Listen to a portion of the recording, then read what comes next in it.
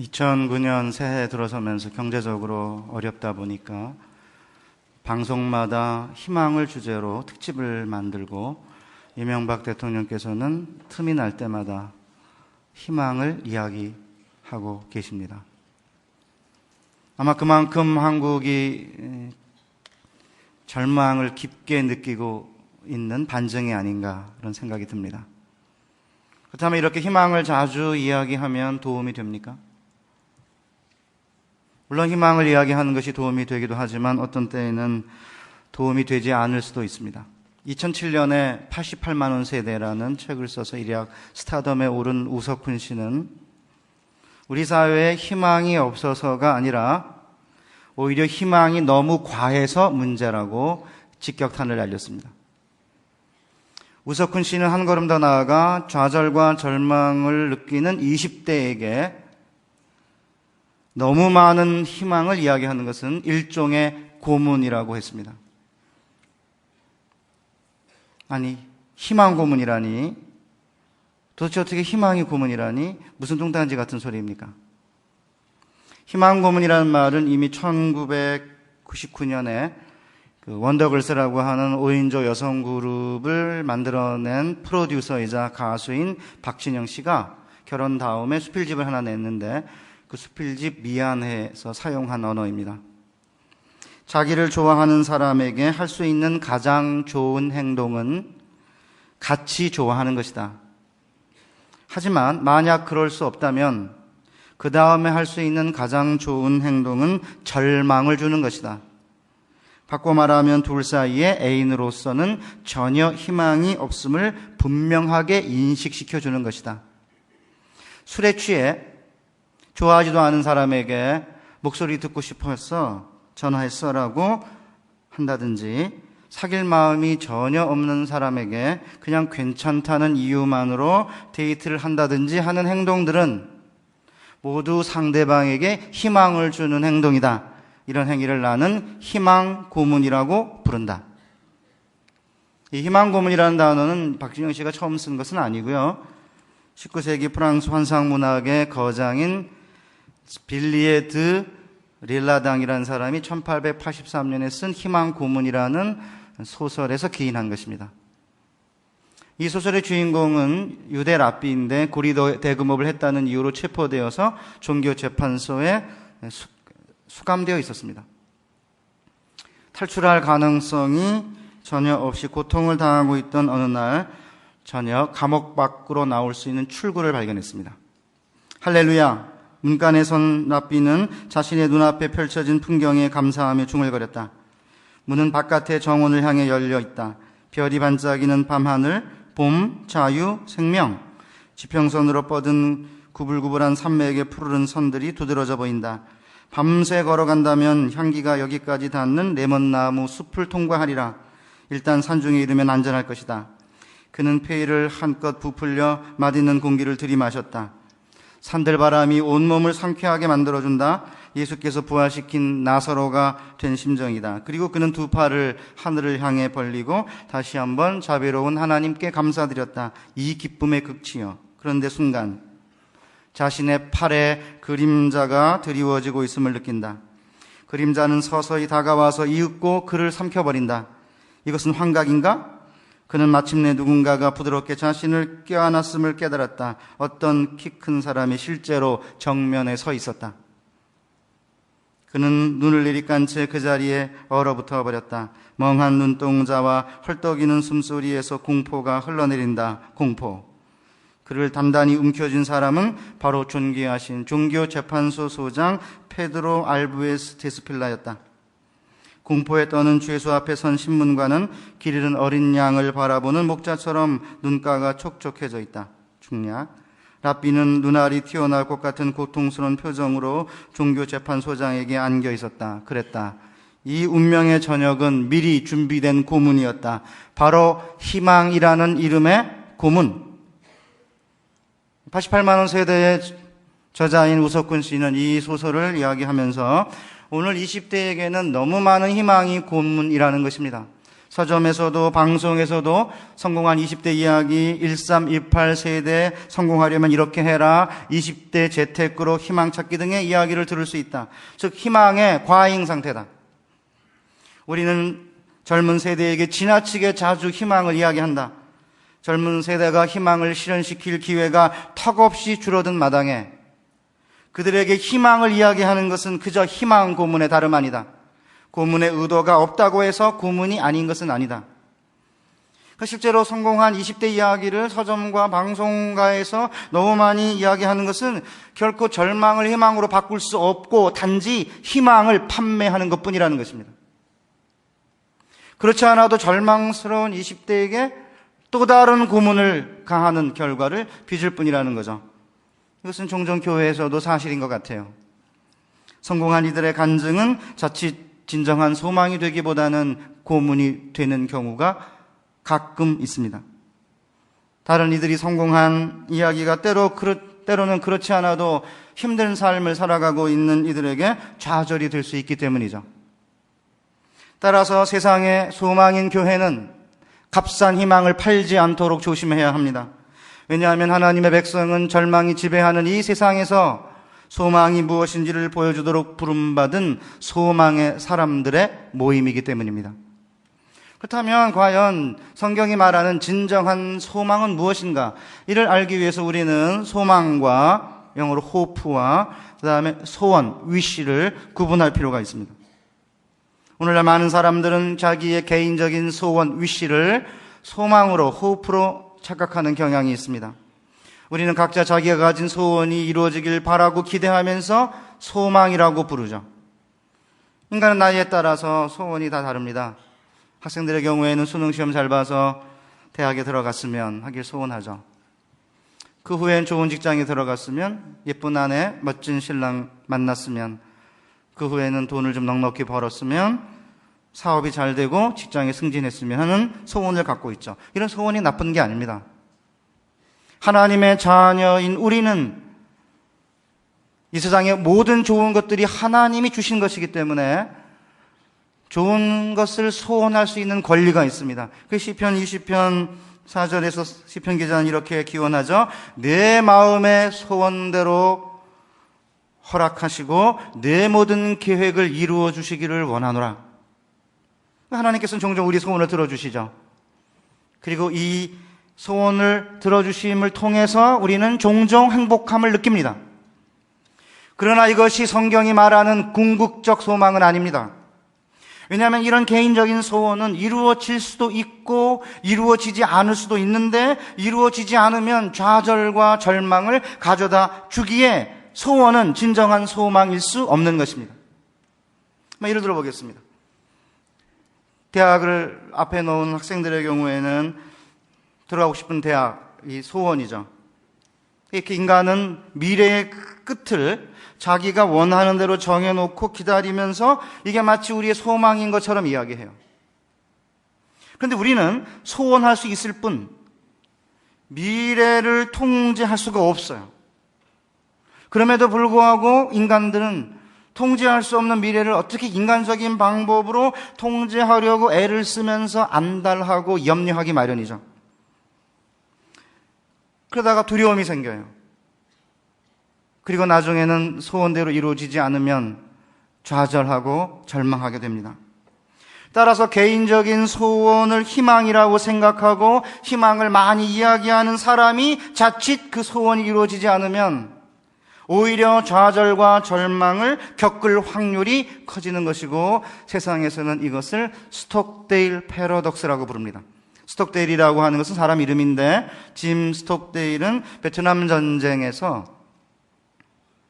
조종사였는데요. 전투기 조종사였는데 추락을 해가지고 그만 포로가 돼서 베트남 하노이 포로 수용소에서 8년간 수감되었는데, 그 하노이 포로 수용소의 최고위 미군 장교였습니다. 20차례나 고문을 당해가지고 끝내는 다리를 절게 되었고, 석방 날짜도 정해진 게 없고, 식구들을 만날 수 있는 가능성조차 불확실한 상황에서 8년 동안 수감 생활을 했는데, 가능한 한 포로 된 미군들이 살아서 돌아갈 수 있도록 만든 전쟁 영웅으로 전쟁 후에 조종사 출신으로는 최초로 삼성 장군이 된 전쟁 영웅입니다.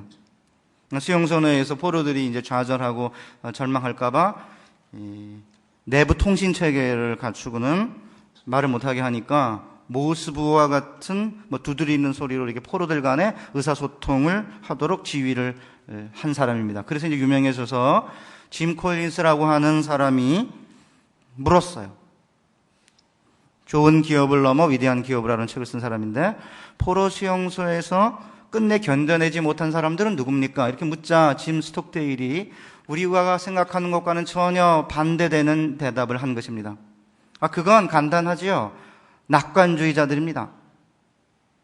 크리스마스 때까지 나갈 거야 라고 희망을 하다가 아무런 일이 일어나지 않고 크리스마스가 지나면 그들은 부활절에는 나갈 수 있을 거야 라고 말합니다. 그러나 부활절도 그냥 지나면 그 다음엔 추수감사절 나갈 수 있을 거야? 그리고 또 크리스마스가 되면 나갈 수 있을 거야 라고 고대합니다. 그러다가 이들은 결국 상심해서 죽는 것을 보았습니다. 전 여기서 중요한 교훈을 얻었습니다. 결국에는 성공할 것이다, 실패하지 않을 거라는 믿음을 갖되 눈앞에 닥친 냉혹한 현실을 직시하는 지혜를 가져야 역경을 이겨낼 수 있다는 사실을 깨달았습니다. 냉혹한 현실을 받아들이면서도 최후 승리에 대한 흔들림 없는 믿음, 이 이중성을 이 짐 콜린스라는 사람이 스톡데일의 말을 빌어가지고 스톡데일 패러독스라고 이름을 붙인 거죠. 포롱수요소라고 하는 절망적인 공간에서 살아남지 못한 자들이 오히려 희망을 많이 이야기하는 자들이었다는 사실은 단순히 희망을 이야기한다고 해서 절망에서 헤어나올 수 없다는 사실을 보여줍니다. 그러기에 절망의 반대는 희망이 아닙니다. 또한 미래의 끝을 우리가 원하는 대로 알 수 있게 만들어 놓고 이를 기다리는 것이 진정한 소망이 아님을 우리에게 분명하게 보여주고 있습니다. 이건 성경도 마찬가지입니다. 미래의 끝을 우리가 원하는 대로 알 수 있게 만들어 놓고 그것을 기다리는 것은 진정한 희망이 아니라는 것이죠.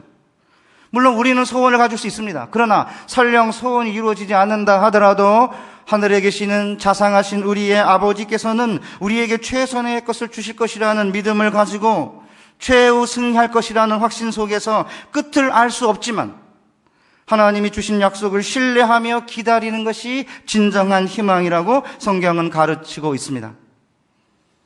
지금부터 한 4년 전에 있었던 저희 집의 일입니다. 딸내미가 고등학교 3학년이었는데 수능을 이제 얼마 안 놔두고 딸내미가 이제 힘들어하니까 제 아내가 굉장히 큰 카드 하나를 사가지고 거기다 식구들의 이제 격려의 말을 실어야 된다. 퇴근하기 시작했습니다. 자기가 이제 큰 카드 한쪽 면을 다 이제 써가지고 성경 구절 3개, 두려워 말라 내가 너와 함께 함이라. 이거 싹 쓴 다음에 밑에다가 한 반 정도 길게 썼어요. 그 중에 일부입니다. 사랑하는 딸아, 지난 송구 영신 예배 때 마음의 소원을 주시고 최선을 다해 노력했을 때 하나님의 놀랍고 예기치 못한 큰 열매를 거두게 하실 거라는 약속의 말씀을 아직도 붙들고 기억하고 있단다. 중략하고요. 주님을 신뢰하며 그분께서 행하실 일들을 기대하고 소망하자. 이렇게 썼습니다. 그리고는 이제 밑에 있는 남자애들 2놈한테는 이제 한 문장씩 쓰게 하고 너무 많이 쓰면 아빠가 못 쓰니까 이래가지고 밑에 한 3분의 1 정도 이렇게 남겨놓고 저보고 대충 쓰지 말고 제대로 쓰라고 또 이제 잔소리를 했습니다. 그래서 제가 이렇게 썼습니다. 복사를 해놨기 때문에 정확합니다. 딸아, 성공은 한순간의 성패로 결정되는 것이 아니란다. 삶의 긴 여정으로만이 성공 여부를 알 수 있는 것이란다. 물론 수능시험은 고교 3년간의 결실과 새로운 대학 생활을 결정하는 중요한 순간임을 아빠도 안다. 그러나 인생의 긴 여정에서는 한순간에 불과하다는 것을 알고 성적 결과에 상관없이 최선을 다해주기 바란다. 아빠가.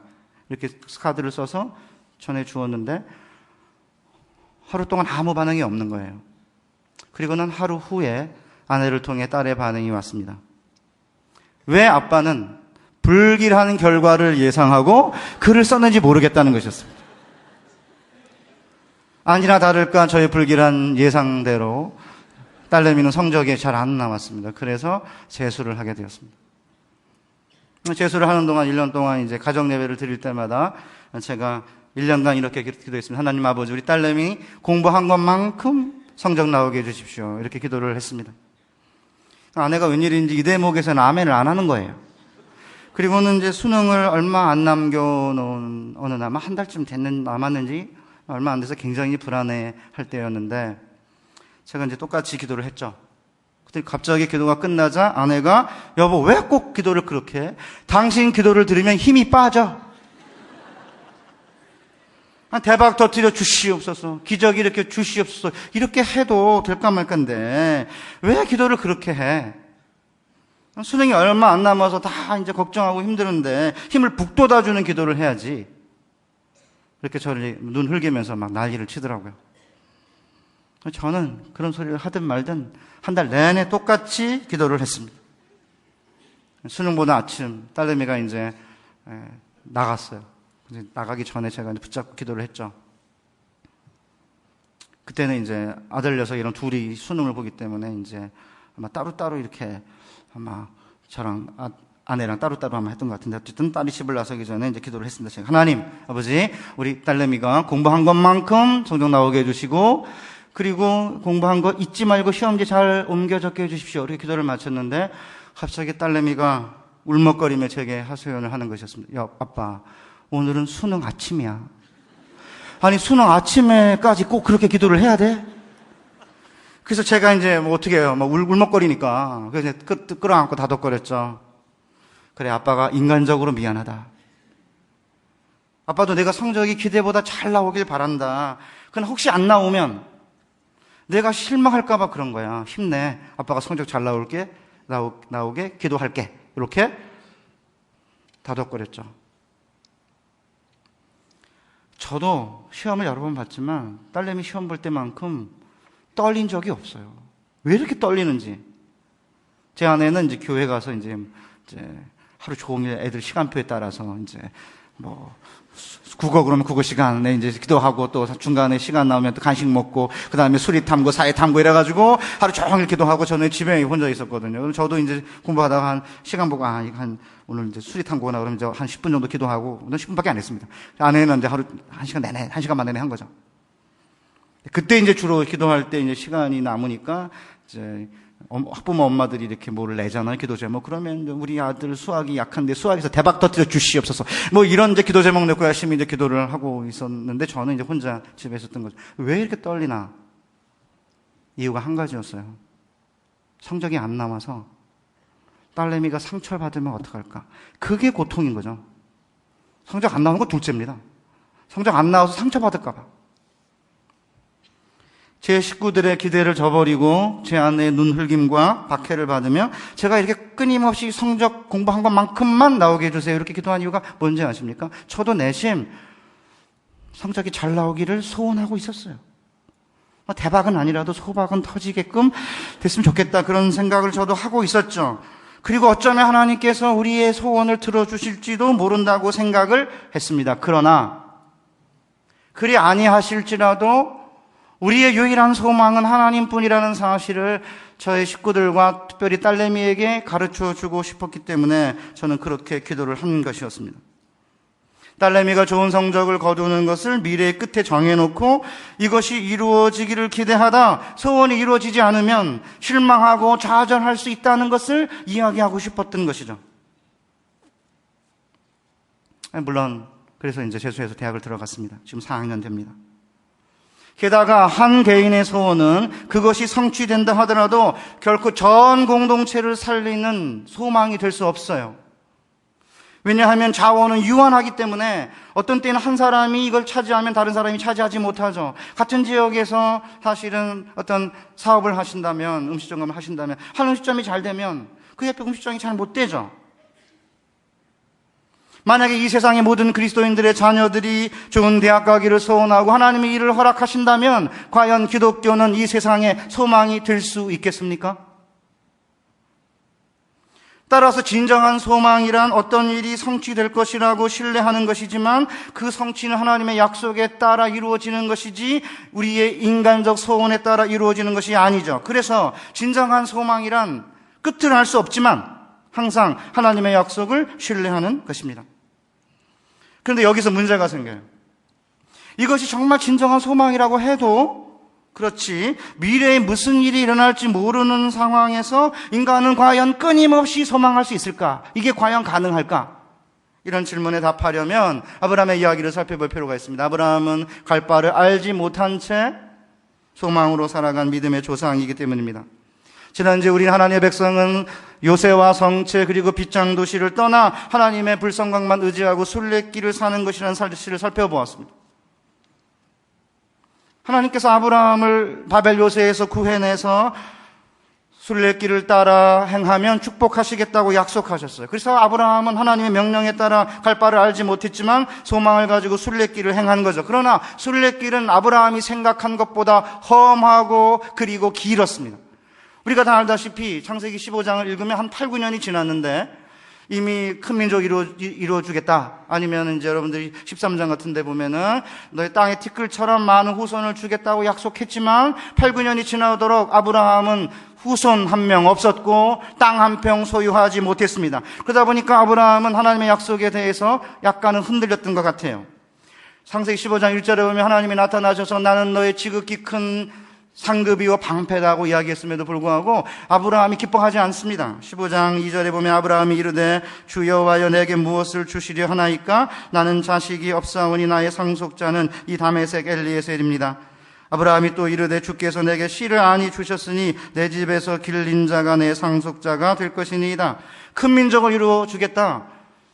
땅에 티끌처럼 많은 후손을 주겠다는 약속이 성취될 기미가 전혀 보이지 않는 현실에서 아브라함의 소망은 바닥이 나고 있었습니다.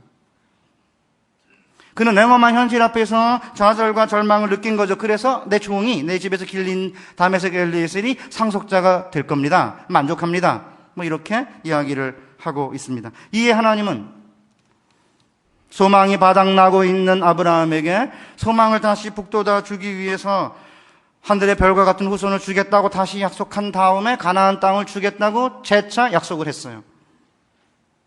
그러자 아브라함은 가나안 땅을 내가 기업으로 얻을 줄 어떻게 알겠습니까? 이렇게 소망의 근거를 제시해달라고 부탁을 했습니다.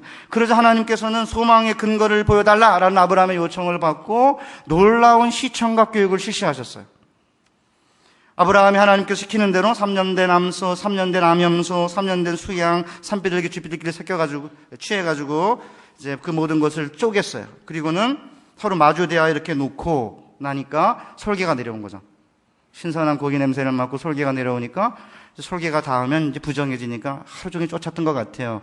그래가지고 지쳐서 그만 쓰러져서 누워 있었습니다.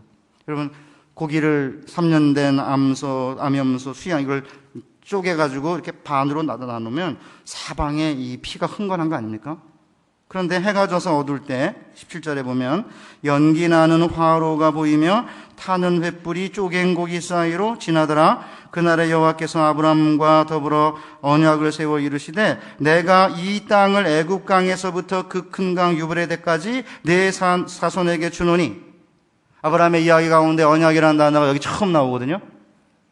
자, 그러면 여기 연기 나는 화로랑 타는 횃불은 뭘 의미합니까? 하나님을 가리키는, 하나님의 임재를 가리키는 상징이에요. 그렇다면 타는 횃불과 연기 나는 화로가 쪼갠 고기 사이로 지나가는 것은 하나님이 그 사이로 지나가는 것을 의미해요. 아주 희한한 장면이죠. 고기를 쪼개놓고 굉장히 피가 흥건한데 그 사이를 하나님이 지나가시는 장면입니다. 이것은 고대 근동아시아에서 계약을 체결하는 엄숙한 종교 의식인데, 법적인 의식인데 이게 신 앞에서 하는 거기 때문에 종교 의식으로까지 승화된 거죠.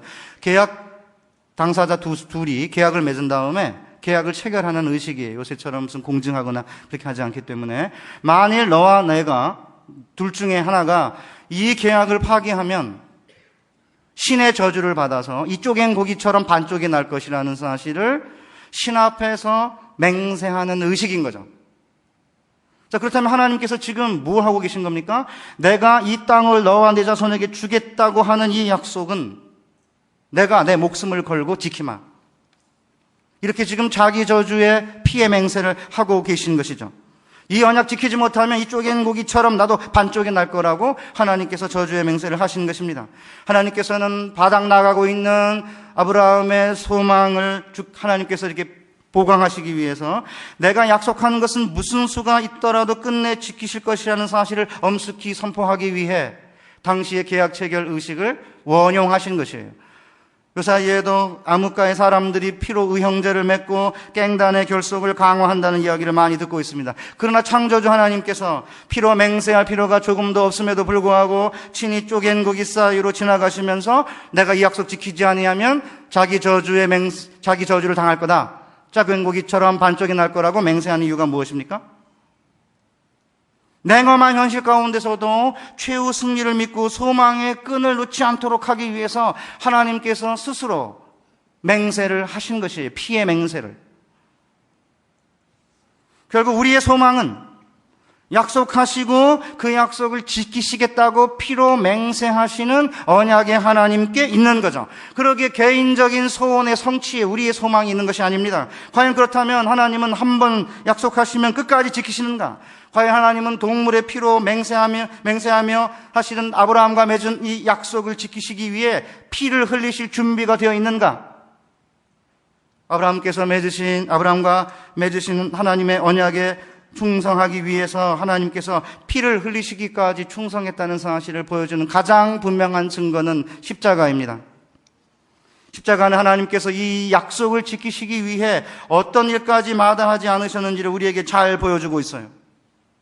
우리는 십자가 그러면 여인들이 이렇게 목걸이를 이제 해가지고 다니고 또 장식용으로 사용하고 그러기 때문에 이 섬찟한 느낌이 들지 않지만 십자가라고 하는 단어는 로마 시대에서는 가장 잔혹한 처형 방법이었기 때문에 윗도리를 벗기고 금속이 끝에 달려있는 채찍질을 가지고 채찍질을 해서 피를 이렇게 흘리게 한 다음에 자기가 달릴 십자가에 하나 긴 막대를 쥐고 그 다음에 처형 장소까지 가게 하고 그리고 나서는 이제 못을 박은 거죠. 이 여기다 손바닥에 박으면 이게 찢어지기 때문에 이 손목에다가 이렇게 박고 또 몸무게 때문에 이렇게 찢어질 수 있기 때문에 이 사타구니에는 이렇게 몸의 무게를 지탱할 수 있게끔 나무 막대를 넣어서 이렇게 지탱을 하고 그 다음에 둘을 엎어서 이 발목에다가 못을 박은 것입니다.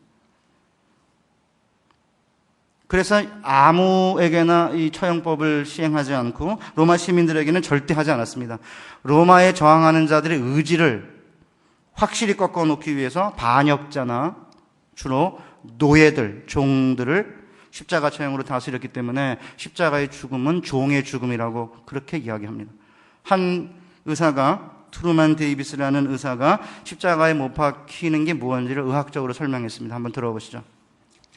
죄인의 손목에 박힌 못이 메디안 신경에 압력을 가하면 큰 고통이 느껴진다. 몸이 늘어지면서 생기는 고통을 피하기 위해 몸을 위로 끌어당기면 몸무게는 못이 박힌 발로 이어지게 되고 탄 듯한 고통을 뼈 사이에서 느낀다. 팔이 피로해지고 근육에서 경련이 일어나면서 고통이 끊어지지 않는다. 이러한 경련과 고통 때문에 숨 쉴 수 있는 능력마저 잃는다. 공기는 폐로 주입되지만 숨을 내쉴 수는 없다.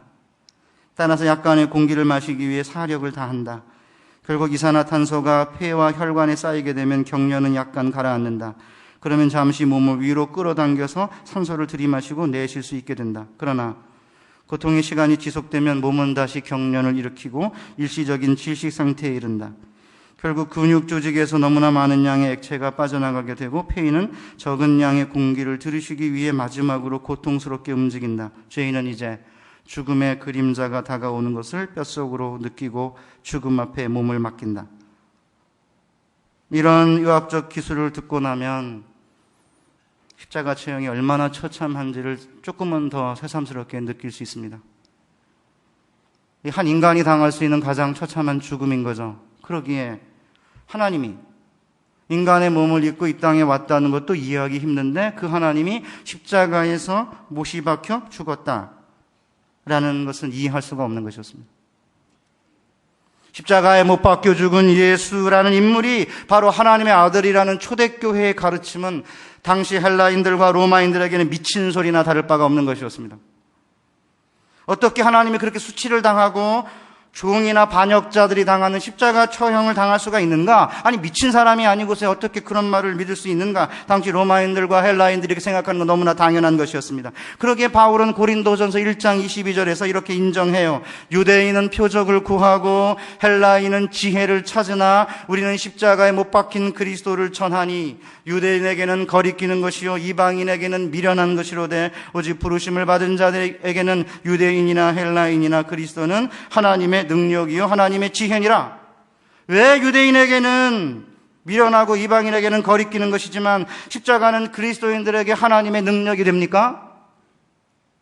하나님께서는 자기 아들을 십자가에 내어주시기까지 우리에게 하신 약속을 신실하게 지키시기 때문에 우리는 그의 최후 승리를 신뢰하고 소망할 수 있기 때문이죠. 십자가 위에서 그 참혹함을 온몸으로 받아낼 정도로 하나님의 사랑은 큰 것이기 때문에 십자가 위에 나타난 하나님의 사랑을 경험한 사람은 하나님을 신뢰하며 어떤 어려움 가운데서도 승리할 수 있기 때문입니다. 그러기에 그리스도는 하나님의 능력이요 하나님의 지혜인 것이죠. 우리는 이런 사실을 너무나 자주 들었기 때문에 좀 새롭게 제가 여러분들에게 전하려고 저 나름대로 영화 하나를 살펴보았습니다. 1976년에 실베스터 스텔론을 세계적인 스타로 만든 로키 1, 권투 영화입니다. 배경이 1975년 11월입니다. 주인공 로키가 필라델피아 뒷골목에서 고리대금업자 밑에서 일하면서 헤비급 선수의 스파링 파트너로 푼돈을 버는 삼류 복서였습니다. 냄새나는 아파트에서 두 마리 개랑 사는 게 전부인 로키가 애완동물 가게를 드나들면서 점원인 아드리안을 사랑하게 되죠. 근데 아드리안이 굉장히 냉정하게 대합니다. 이 무렵 헤비급 챔피언 아폴로가 타이틀 매치의 상대자로 로키를 지명하면서 로키에게 기회가 찾아오죠. 로키의 권투 역량이 탁월해서가 아니라 정식 도전자가 사고가 나는 바람에 흥행사들이 임시 변통으로 챔피언 앞에 이제 맷집이 좋으니까 로키를 내세운 것에 불과했습니다. 그러나 로키는 아드리안에게 자신이 성실한 남성임을 보여주려고 애를 쓰죠. 시합을 놔두고 앞에 놔두고 노력을 엄청나게 기울입니다. 새벽 공기를 깨우며 언덕을 도로를 계단을 달리죠. 막 숨이 끊어질 정도로 헉헉대면서 연습하는 이유가 뭔지 아십니까? 시합에 이기기 위해서가 아니에요. 그의 간절한 소망은 챔피언 벨트가 아니라 아드리안의 사랑을 받는 일이죠. 자기가 지는 것은 너무 뻔한 일이지만 자신이 뛰어넘을 수 없는 장벽 앞에서도 최선을 다하고 있다는 점을 보여주기 위해서죠. 드디어 시합날 두 선수가 붙습니다. 마지막 장면이 좀 감동적인데 한 2분 30초 정도 함께 보시겠습니다. I gotta go now, but don't you leave town, huh? Wish me luck. I'm gonna need it. Good luck. Worked in the right combination. What is keeping him up, Bill? I don't know. Can't even get his gloves up to protect him. He's defenseless now, Bill.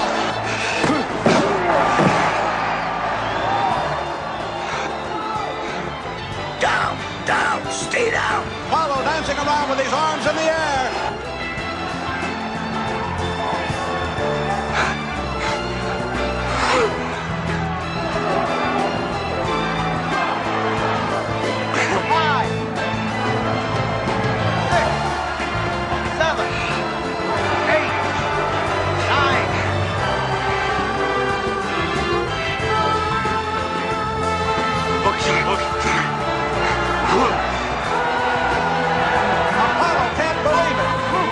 I can't see nothing. Gotta open my eye.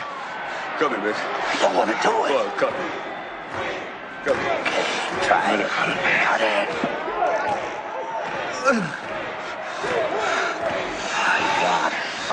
Oh, he takes a low hand. A tremendous right hand by Rocky. Listen to this crowd.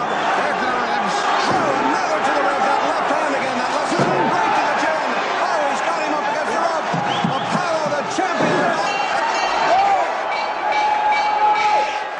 Ain't gonna be no rematch. Ain't gonna be no rematch.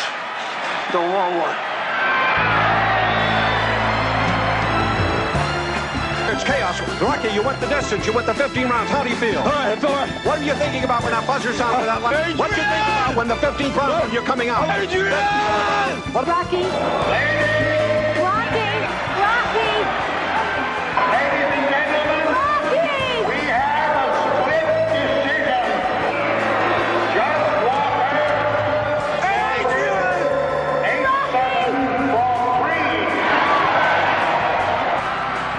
No fans out there to play the rematch in your fans here. Why not? Hey, no, come on. I don't know things about well, you heard him, ladies. Adrian! Adrian! Rocky! Adrian! Rocky! Hey, where's your hat?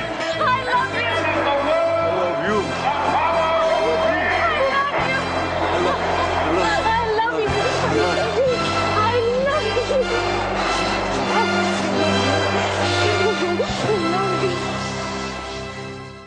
제가 뭐 때문에 그래 이 미국적인 영화를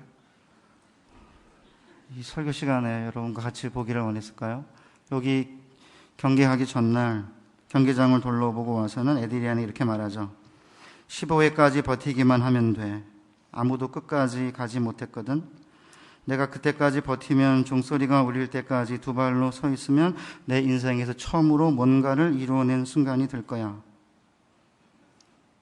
무슨 힘으로 버티냐 이러잖아요. 아나운서가.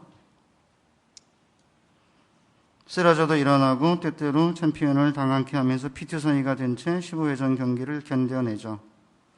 심판의 판정 소리가 나고 챔피언 손이 올라가는데 로키에게는 이런 판정이 아무런 의미가 없습니다. 그냥 군중 속에 있을 아드리안을 미친 듯이 부르고 있죠. 로키 영화의 마지막 부분을 보시면서 무슨 생각이 드십니까? 왜 주님이 십자가에서 저렇게 처참하게 죽으셨을까? 뭘 보여주시려고? 주님이 원하시는 것은 챔피언 벨트가 아니었습니다. 주님이 원하시는 것은 내가 얼마나 너희들을 사랑하느냐를 보여주기 원함이셨죠. 주님이 원하시는 것은 이 세상의 환호가 아니었습니다. 주님이 원하시는 것은 우리를 낳기 위해서 십자가에서 어떻게 해산의 고통으로 너를 낳았는지를 보여주시기 위함이었습니다. 주님이 원하시는 것은 세상의 칭찬이 아니었습니다. 주님이 원하시는 것은 한 번 약속하면 내가 죽기까지 신실하게 약속을 지키신 하나님이심을 보여주시는 것뿐이었습니다. 우리 주님이 원하는 것은 이 세상의 왕관이 아니었습니다. 우리 주님이 원하시는 것은 우리가 어떤 고통 가운데 있더라도 내가 그 고통 가운데 너와 함께 하마 라는 사실을 보여주기 위함이었죠. 우리가 십자가의 고통 같은 절대 절망 한가운데 있더라도 우리 곁에 다가와 같은 고통을 온몸으로 견뎌내시고 우리와 함께 하시는 분이라는 사실을 우리에게 말씀하시고 너는 내 사랑하는 아들이라 오늘날 내가 너를 낳았다 이렇게 위로하시는 분임을 보여주시기 위함이었습니다. 주님이 온몸에 뼈마디를 셀 수 있는 고통 가운데서도 십자가 위에서 내려오지 않은 이유가 무엇입니까? 사랑한다는 사실을 보여주기 위함이죠. 주님은 십자가 위에서 쪼갠 고기처럼 반쪽이 되어 나무에 달린 채 온 세상을 향해 이렇게 외치고 있어요. 나무에 달린 자마다 저주받은 자라고 그러지 않았습니까? 우리가 언약을 어겨 우리가 온몸으로 뒤집어 써야 될 언약의 저주를 그리스도께서 홀로 감당하시고 하늘과 땅 사이에 나무에 달려 십자가 위에서 지금도 사랑한다 아들아 내가 너를 사랑한단다. 십자가 고통 그 해산의 고통으로 내가 너를 낳았으니 너는 내 아들이라 오늘날 내가 너를 낳았노라. 이렇게 지금도 부르짖고 계신 것 아닙니까? 이 하나님의 그리스도 안에 나타난 사랑이 있는데 지금 또다시 뭘 보여달라고 하는 것은 그리스도를 다시 이 땅에 오시게 해서 또다시 십자가 위에 못 박으라는 얘기가 아닙니까? 기도하다가 금리빨로 이빨이 바뀐다. 그게 뭐 그렇게 대단해요? 여기에 있는데 우리를 얼마나 사랑하는지를 보여주는 하나님의 사랑의 증표가 있는데 그러게 십자가에 나타난 하나님의 사랑을 경험한 사람은 누구나 두려움에서부터 극복될 수 있어요. 앞이 끝이 어떻게 될지 모르기 때문에 두려워하는 거 아니에요? 끝이 어떻게 될지 모르지만 하나님이 그 약속을 끝내 지키실 것이고 아들을 십자가에 보내서 죽게 하실 정도까지 신실하게 그 약속을 지키시고 끝내 부활하셔서 최후 승리를 우리에게 보여주셨기 때문에 비록 냉혹한 현실 가운데서도 최후 승리를 믿고 끝까지 소망하기 위해 하나님께서는 십자가 위에서 그 아들을 못 박으신 것입니다. 사랑하는 분당 우리 교회 교회 여러분, 우리의 소망이 무엇입니까? 끝은 알 수 없지만 십자가에 나타난 하나님의 사랑을 신뢰하며 기다리는 것 아닙니까? 미래에 어떻게 되었으면 좋겠다는 소원을 품고 그 소원이 이루어지지 않으면 어떻게 하나 노심초사하며 염려한다면 우리는 이 세상에서 소망의 백성이 될 수 없습니다. 하나님의 백성은 스스로 미래를 통제하려는 노력을 포기하고 하나님이 우리 삶을 주관하도록 기다리는 거죠. 그렇게 되면 끝이 어떻게 될지 모르지만 하나님의 사랑이 우리를 둘러싸고 우리를 빚어갈 것을 기대하면서 최후 승리의 약속을 의지하고 신뢰하고 살아간다면 우리는 절망을 벗어나 참다운 소망으로 승리하며 살 수 있게 될 것입니다. 앞서 짐 스톡데일이 뭐라고 말했습니까? 냉혹한 현실을 받아들이면서도 최종 승리에 대한 흔들림이 없는 믿음이 있어야 포로 수용소라는 절망의 공간에서 살아남을 수 있었다라고 했는데, 이 같은 사실이 아주 오래전에 기독교 철학자인 키에르케고르가 이미 갈파했습니다. 절망의 반대말은 희망이 아니라 신앙이다. 죽음에 이르는 병인 절망을 벗어나기 위해서는 그저 잘 될 것이라는 막연한 기대로는 안 된다는 거죠. 왜 그런지 아십니까? 절망은 죽음에 이르는 병이라는 말은 절망하면 죽는다, 그런 의미가 아니에요. 절망은 죽음에 이르는 병이라는 말은, 절망은 믿음이 없이는 죽어서도 해결할 수 없는 병이라는 거죠. 좀 더 좋은 환경, 좀 더 나은 조건에서 살았으면 좋겠다 이래가지고 좀 더 좋은 환경에 살면 절망이 사라집니까? 좋은 직장, 좋은 대학, 좋은 집을 갖고 있어도 그게 한 몇 달, 며칠, 몇 년? 기껏해 몇 년이에요. 몇 달이죠, 몇 달. 몇 달 지나면 그것으로 해결할 수 없는 깊은 절망이 인간의 존재의 시면에 깔려있기 때문에 절망의 반대말은 희망이 아니고 절망의 반대말은 신앙이라는 거예요.